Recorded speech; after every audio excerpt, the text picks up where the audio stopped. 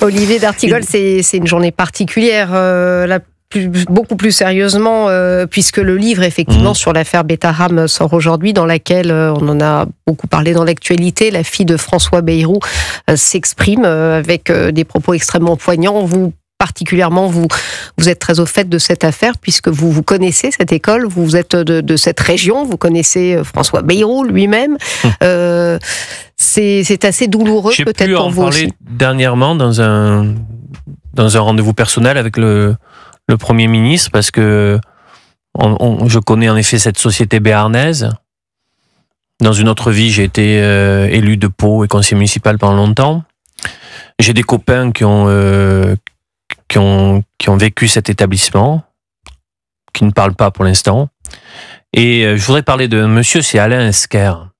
C'est dans l'humanité abîmée, il y a des fois des gens qui se lèvent, et alors que ça n'était pas leur destin, qu'il faut accomplir un travail remarquable. Et Alain Esquer, c'est celui qui croise de manière totalement fortuite un ancien agresseur, constate qu'il est toujours dans l'établissement, et il voit les petits gamins de 12 ans à côté de lui, et là il se dit c'est pas possible.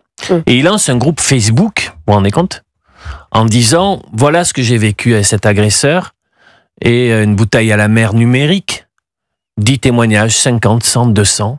C'est la plus grande affaire pédocriminelle certainement des dernières années, puisqu'il y a 208 plaintes, la moitié c'est pour des viols, dans un système dont on découvre la terreur, avec des témoignages très durs, très très durs, avec ce qu'Alain Esquer évoque comme étant il veut une réflexion sur le sens du déni collectif, dont a souffert, il dit, la société béarnaise et notamment les enfants. Et puis il parle dans son livre de choses très dures, mais aussi de choses très belles. Il parle de cet enfant qui a été violé à plusieurs reprises, qui devient élève surveillant dans les dortoirs. Et les élèves surveillants qui avaient été abusés pouvaient reproduire cette violence et ce crime auprès d'enfants. Et il y a eu un élève surveillant qui a été un ange, puisqu'il a permis de protéger, de sauver certains gamins du père Caricart, qui était le père supérieur. Le portrait de ce père-là, c'est quelqu'un qui peut violer un enfant alors que son enfant vient d'enterrer son père le jour même. Donc c'est un enfant qui enterre son père, que la famille donc redonne à l'institution religieuse le soir même, et il est violé le soir même, par l'autorité religieuse, par le représentant de Dieu pour lui.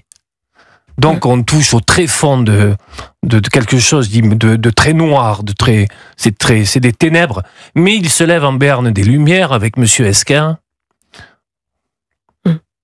Oui, je vous sens très ému, Olivier, je pense aux effectivement. Ouais, parce que j'ai des copains qui ont fréquenté cet établissement. L'un d'entre eux m'a dit non, Olivier, j'en parle pas.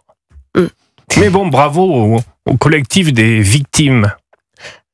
Olivier, ce livre, effectivement, qui est publié aux éditions Michel Lafon aujourd'hui, où s'exprime la fille de François Bayrou, Hélène Perlan, s'appelle justement dans le silence de Betaram. Notre-Dame du silence, oui.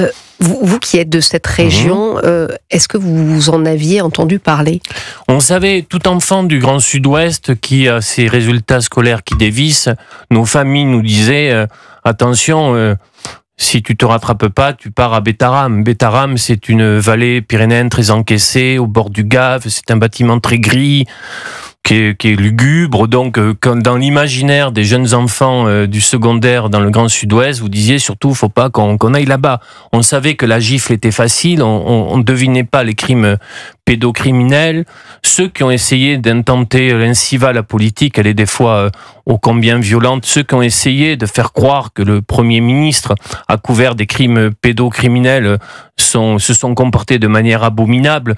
Ils se sont peu intéressés à Betaram. Ils n'en ont jamais, d'ailleurs, ils ne le connaissaient pas avant que François Bayrou certainement arrive à Matignon. Donc tout ça n'a pas aidé. Je l'ai trouvé remarquable dans sa réaction, puisqu'il a donc pris connaissance de ce que Hélène, sa fille aînée, n'avait pas dit, pour protéger très certainement ses parents, puisque les victimes, alors que les parents doivent protéger les enfants, là c'est les enfants qui n'ont pas parlé pour protéger leurs parents, et là la parole se libère en Béarn. Ça va, c'est un tsunami dans notre territoire, parce que, et aussi le livre pose cette question, comment il y a pu avoir un déni collectif aussi installé dans la durée. Le premier viol arrive en 1957 et le dernier en 2018. Comment cela a-t-il été possible ? Paraît effectivement Alors incroyable. le livre apporte une contribution. Hélène Bayrou dit « On est dans un immense réfectoire. L'un d'entre nous prend une gifle monumentale, mais une bouffe. Oui. On est une centaine, on sort, personne n'en parle. Et on rentre chez nous, personne n'en parle. » Et elle dit « Ça ne parle pas. » Et on a besoin de comprendre pourquoi ça ne parle pas. Et est-ce qu'on a un début d'explication aujourd'hui du mécanisme, D'abord, certainement psychologique ? Les victimes ne parlent pas, ou tardivement, pour différents mécanismes. Mais sur Parce la qu'elles violence, se sentaient aussi sous... il ne faut pas oublier que les agresseurs sont les représentants de Dieu. oui. Et quand vous êtes dans des familles très catholiques, très pieuses, moi j'ai beaucoup, je crois pas en Dieu, mais j'ai beaucoup de respect pour ceux qui ont la foi. Il y a un marqueur en plus qui est difficile. Et puis j'ai parlé avec des victimes en Béarn qui m'ont contacté par les réseaux sociaux et après je les ai appelés. Et aussi le fait de ne pas être cru.